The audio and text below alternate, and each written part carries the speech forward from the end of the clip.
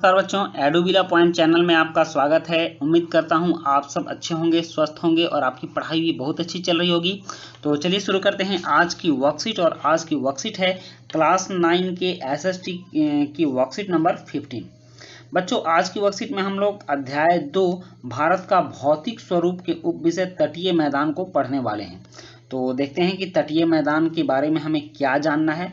सबसे पहले आप यह जान लीजिए कि तटीय मैदान की कुल लंबाई 6100 किलोमीटर है।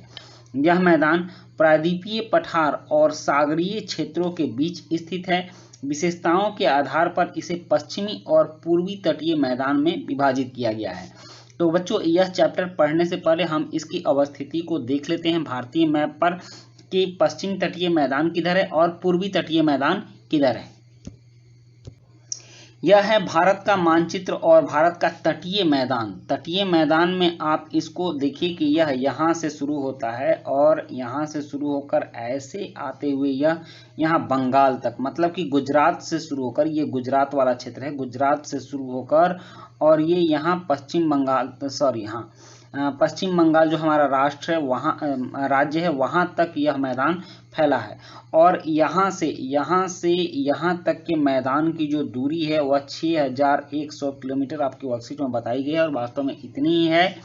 और इसके पश्चिम और पूर्वी तटीय भाग को जानिए तो आप जानते हैं कि मैप में इस साइड पश्चिम होता है और इस साइड पूरब होता है। तो ये वाला जो भाग है यह पश्चिम तटीय मैदान है, पश्चिम तटीय मैदान, और ये वाला भाग पूर्वी तटीय मैदान है। आप जानते हैं कि यह जो है बंगाल की खाड़ी है और यह अरब सागर का हिस्सा है। तो अरब सागर के हिस्सा के साइड में जो है वो पश्चिम तटीय मैदान है और इसको 3 भागों में बांटा गया है: कोंकण तट, कन्नड़ तट और मालाबार तट। आप फिर से देखिए, ये है कोंकण तट और ये है कन्नड़ तट, मतलब कि यहाँ से जो महाराष्ट्र और गोवा वाला क्षेत्र है वह है कोंकण तट, और फिर कर्नाटका वाला जो क्षेत्र है वह है कन्नड़ तट, और यहाँ केरला के पास जो क्षेत्र है यह मालाबार तट कहलाता है। तो 3 तटों में विभाजित है पश्चिम तटीय मैदान: कोंकण तट, कन्नड़ तट और मालाबार तट। उसी तरह पूर्वी तटीय मैदान को देखते हैं तो पूर्वी तटीय मैदान ऊपर में उत्तरी सरकार कहलाता है और नीचे कोरोमंडल तट कहलाता है। तो यह 2 भागों में विभाजित है। और बात करते हैं तो पश्चिम तटीय मैदान थोड़ा पतला है और यह थोड़ा अधिक चौड़ा है। इधर पहाड़ वगैरह ज़्यादा हैं, इधर नदियाँ कम गिरती हैं और इधर जो नदियाँ गिरती हैं वह डेल्टा बनाती हैं। इन सभी चीज़ों को हम लोग वर्कशीट पर समझने वाले हैं। तो विशेषताओं के आधार पर इसे पश्चिमी और पूर्वी तटीय मैदान में विभाजित किया गया है। अब हम एक एक मैदान का बहुत बारीकी से अध्ययन करेंगे। सबसे पहले पूर्वी तटीय मैदान पूर्वी घाट और बंगाल की खाड़ी के बीच स्थित है, हमने ऐसा देखा है। और पश्चिमी तटीय मैदान पश्चिमी घाट और अरब सागर के बीच स्थित है, इसको हमने मैप पर सेटिस्फाइड कर लिया है। उसके बाद है इसके 2 भाग हैं, पूर्वी तटीय मैदान के 2 भाग हैं। उत्तरी भाग को उत्तरी सरकार और जबकि दक्षिणी भाग को कोरोमंडल तट के नाम से जाना जाता है। और पश्चिमी तटीय मैदान इसके 3 भाग हैं: उत्तर में कोंकण, मध्य में कन्नड़ और दक्षिण में मालाबार तट है। और नेक्स्ट है कि यह अपेक्षाकृत अधिक चौड़ा है। पूर्वी तटीय मैदान अपेक्षाकृत अधिक चौड़ा है, यह लगभग 80 किलोमीटर से 100 किलोमीटर चौड़ा है। और यह अपेक्षाकृत कम चौड़ा है, जिसकी चौड़ाई केवल 10 से 15 किलोमीटर है। और अधिकतम चौड़ाई गुजरात में नर्मदा और ताप्ती के पास मैदान है और उसके बाद ये पतला है। और पश्चिम तटीय मैदान में पूर्व तटीय मैदान में यहाँ अनेक नदियाँ जैसे महानदी, गोदावरी, कृष्णा और कावेरी आदि बहती हैं। जबकि गोवा और कर्नाटक के तटीय मैदान कम चौड़े हैं और यहाँ से नर्मदा और ताप्ती जैसी नदियाँ बहती हैं। पश्चिम तटीय मैदान में नर्मदा और ताप्ती नदियाँ बहती हैं और ये नदियाँ पूर्वी तटीय मैदान में डेल्टा बनाती हैं और पश्चिम तटीय में नदियाँ एस्चुअरी बनाती हैं। डेल्टा का मतलब होता है कि ये नदियाँ जब अपने पास से जो गाद ले जाती हैं वह समुद्र में मिलने से पहले फैला देती हैं, तो इस तरह का तिकोना भाग बनता है। बाद में नदियाँ कई धाराओं में बढ़कर समुद्र में गिरती हैं। और ये नदियाँ जो है एस्चुअरी बनाने वाली नदियाँ सीधे डायरेक्ट एक गड्ढे का निर्माण करती है और डायरेक्ट समुद्र में गिर जाती है, तो इसको एस्चुअरी बोलते हैं और इसको डेल्टा बोलते हैं। उसके बाद खारे पानी की सबसे बड़ी झील चिल्का झील ओडिशा में स्थित है और यह पूर्वी तटीय मैदान के पास स्थित है। उसके बाद यहाँ नदियाँ एस्चुअरी बनाती हैं, उस चीज़ को हम लोगों ने पढ़ लिया है। तो इस तरह से हमने समझ लिया कि किस तरह से पश्चिमी तटीय और पूर्वी तटीय मैदान अवस्थित है। पश्चिम तटीय मैदान अरब सागर और भारतीय तट के बीच स्थित है और पूर्वी तटीय मैदान बंगाल की खाड़ी में स्थित है।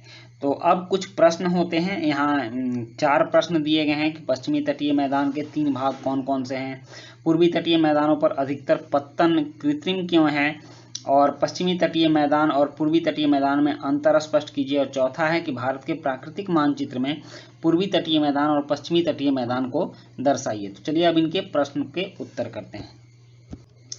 प्रश्न एक है पश्चिमी तटीय मैदान के 3 भाग कौन कौन से हैं। तो इसके 3 भाग हैं, कोंकण तट, कन्नड़ तट और मालाबार तट, ऐसा हम लोगों ने मैप पर देखा है। उसके बाद है प्रश्न 2 कि पूर्वी तटीय मैदानों पर अधिकतम पत्तन कृत्रिम क्यों है। तो इसका उत्तर है कि पूर्वी तटीय मैदान अत्यधिक अवसाद और निक्षेपण से बने हैं। अवसाद और निक्षेपण का मतलब होता है कि जो नदियां अपने साथ धूल कण या मिट्टी के कण बहा कर ले जाती हैं, उनको समुद्र में मिलने से पहले फैला देती हैं। तो यहाँ समुद्र छिछला हो जाता है, मतलब कि यहाँ गहराई कम हो जाती है। तो कहीं भी पत्तन या बंदरगाह कम गहराई पर विकसित नहीं हो सकता है, वहाँ जहाज के नीचे जमीन से टकराने का भय रहता है। इसलिए इसको कृत्रिम बनाया जाता है, मतलब इसकी गहराई को बढ़ाया जाता है, तब जाकर यहाँ बंदरगाह का निर्माण हो पाता है। तो यही कारण है कि पूर्वी तटीय मैदान पर कृत्रिम बंदरगाह बनाए जाते हैं। यह प्राकृतिक बंदरगाहों या पत्तनों के विकास के अनुकूल नहीं है, इसलिए इस तट पर प्रायः कृत्रिम पत्तन नहीं पाए जाते हैं। उसके बाद प्रश्न 3 है कि पश्चिमी तटीय मैदान और पूर्वी तटीय मैदान में अंतर स्पष्ट कीजिए। तो हम लोगों ने मैप पर देखा है और वर्कशीट पर भी देखा है क्या क्या अंतर है। तो पश्चिमी तटीय मैदान कम चौड़ा है, जबकि पूर्वी तटीय मैदान अधिक चौड़ा है। पश्चिमी तटीय मैदान में डेल्टा नहीं पाए जाते हैं, जबकि पूर्वी तटीय मैदान में डेल्टा पाए जाते हैं, और पश्चिमी तटीय मैदान में एस्चुअरी पाए जाते हैं। इस चीज़ को आप याद रखिएगा। पश्चिम की ओर जितनी भी नदियां बहती हैं वो एस्चुअरी बनाती हैं, और पूरब की ओर जितनी भी नदियां बहती हैं सारी की सारी नदियां डेल्टा बनाती हैं। नेक्स्ट है कि पश्चिमी तटीय मैदान कम उपजाऊ है, जबकि पूर्वी तटीय मैदान जलोढ़ के निक्षेप के कारण अधिक उपजाऊ है। नदियां अपने साथ उपजाऊ मिट्टी बहा कर ले जाती है, जिसकी वजह से पूर्वी तटीय मैदान ज़्यादा उपजाऊ है। और प्रश्न 4 है कि पश्चिमी तटीय मैदान पश्चिमी घाट तथा अरब सागर के बीच स्थित है, जबकि पूर्वी तटीय मैदान पूर्वी घाट तथा बंगाल की खाड़ी के बीच में स्थित है। उसके बाद है प्रश्न 4 है कि भारत के राजनीतिक मानचित्र में पूर्वी तटीय मैदान और पश्चिमी तटीय मैदान को दर्शाइए। तो देखिए ये भारत का राजनीतिक मानचित्र है, और यहाँ इस चीज को आप समझिए कि ये पश्चिम तटीय मैदान हो गया, ये वाला क्षेत्र पश्चिम तटीय मैदान हो गया, और यह पूर्वी तटीय मैदान हो गया।